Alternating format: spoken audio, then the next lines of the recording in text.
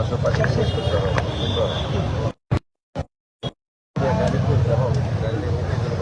আমরা তো বিকাল 5টায় এখানে আসছি। এতক্ষণ আমরা কেয়ার ইউনিটে আমরা ছিলাম। এখানে ইতিমধ্যে আমাদের 3 বাহিনীর প্রধান ইতিমধ্যে এসছেন এবং আমরা আইসিইউর সামনে আমরা ছিলাম এবং ইনশাআল্লাহ আমি আশাবাদী আমাদের প্রিয় নেত্রী আমাদের মা ইনশাআল্লাহ তিনি সুস্থ হয়ে আমাদের মাঝে ফিরে আসবেন। এটা আমার মনের একটা জোর ইনশাআল্লাহ।